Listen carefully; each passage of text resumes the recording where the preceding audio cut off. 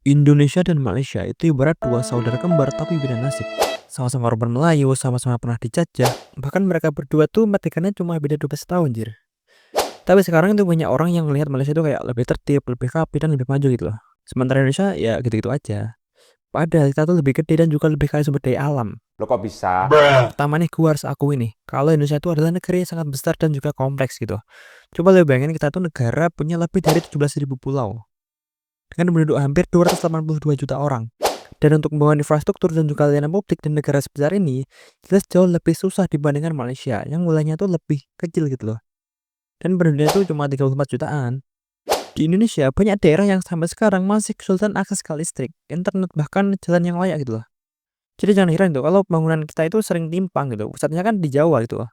Sementara daerah lain tuh masih tertinggal jauh. Lalu kita juga sering bilang bahwa Indonesia itu adalah negara yang kaya akan sumber daya alam. Dan itu memang benar. Tapi pertanyaannya itu adalah, apakah kita udah bisa mengelola kekayaan itu dengan baik? Dan sayangnya tuh belum. Banyak hasil tambang, minyak, dan juga gas kita itu masih dijual mentah ke luar negeri. Yang ngolah dan dapat untung besar tuh malah negara luar gitu loh. Sementara kita dapatnya cuma pajak kecil dan juga kerusakan lingkungan. Nah, Malaysia nih di sisi lain punya Petronas, perusahaan minyak milik negara yang dikelola secara profesional dan juga menyumbang pemasukan besar buat negara. Pada tahun 2022, Petronas menyumbang sekitar 81 miliar ringgit Malaysia melalui dividen dan juga pajak yang mencakup sekitar 27,5% dari total pendapatan pemerintahan Malaysia yang sebesar 294 miliar ringgit Malaysia. Sebenarnya kita punya Pertamina juga sih, tapi banyak masalah internal dan juga kemarin kan terungkap gitu. Skandal korupsi yang bikin hasilnya tuh nggak maksimal gitu loh. Aduh. Ngomongin soal korupsi nih ya, ini juga salah satu penyakit utama di Indonesia cuy. Birokrasi kita itu ribet banget gitu loh. Urus izin usaha aja bisa makan waktu berbulan-bulan. Belum lagi kalau harus isi amplop sana sini gitu loh. Sistem pemerintahan kita itu juga sering gonta-ganti kebijakan gitu. Tiap kali ganti pemimpin. Jadinya ya investor itu jadi ragu gitu loh. Karena nggak ada jaminan kebijakan bakal konsisten. Pantes sih investor luar tuh pada pindah ke Vietnam. Coba bandingin sama Malaysia yang meskipun punya konflik politik juga, tapi soal pembangunan mereka tuh relatif konsisten dari dulu sampai sekarang. Pendidikan juga jadi kunci utama kenapa Malaysia tuh bisa melesat jauh. Nah, di Indonesia tuh memang sekolah tuh udah banyak, tapi kualitasnya itu masih timbang banget gitu loh. Di kota besar, fasilitas sekolahnya tuh lengkap.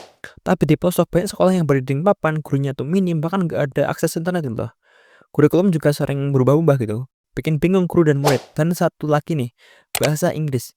Di Indonesia banyak orang yang masih minder ngomong bahasa Inggris. Padahal itu kan penting banget loh di dunia kerja internasional. Sedangkan di Malaysia, bahasa Inggris tuh udah jadi bagian dari kehidupan sejak kecil gitu loh.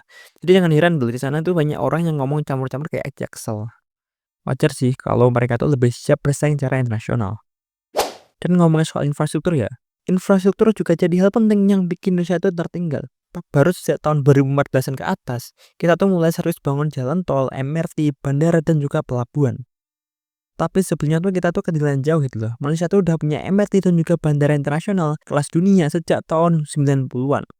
Kita baru mulai sekarang. Dan itu masih banyak yang fokusnya tuh jauh aja gitu cuy.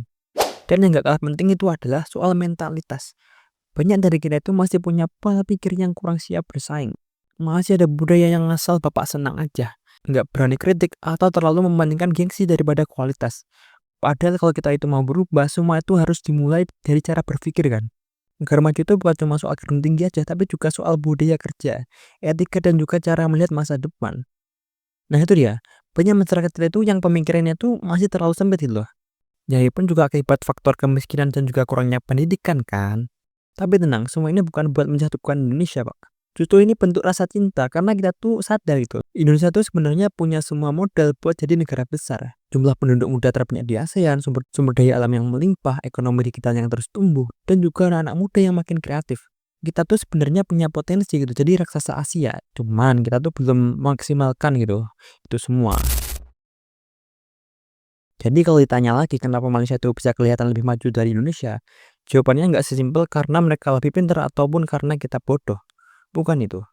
Tapi karena mereka tuh lebih cepat membenah diri, lebih konsisten dan juga lebih disiplin dalam membangun negaranya. Sementara kita, Indonesia, masih sering kebanyakan wacana, banyak potensi tapi jarang dimaksimalkan, atau masih sibuk debat hal receh, dan masih ribet sama urusan birokrasi, dan juga masih banyak yang mikir perubahan itu cuma tugas pemerintah aja. Padahal perubahan itu juga harusnya dimulai dari diri kita sendiri kan. Dari anak muda yang nggak cuma jago nyinyir di sosmed, tapi juga mau belajar dan juga bikin karya dari masyarakat yang nggak cuma pasrah, tapi mau kritis dan juga peduli cuy.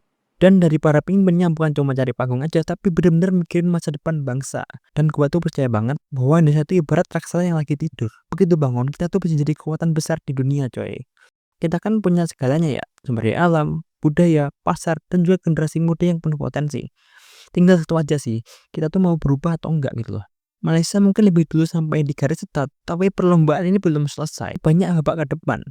Dan siapa tahu kan nanti justru Indonesia yang jadi juaranya gitu loh. So, yuk sama-sama jadi bagian dari perubahan. Bukan cuma nonton, tapi juga ikut turun tangan gitu loh. Karena masa depan Indonesia itu bukan cuma tugas pejabat saja, tapi tanggung jawab kita semua. Yuk bantu dengan cara yang paling sederhana, yaitu sadar dan juga peduli dan juga jangan berhenti belajar. Itu sih pembahasan dari gua. Dan jangan lupa like, comment, dan subscribe. Terima kasih sudah menonton. Sampai jumpa di video selanjutnya.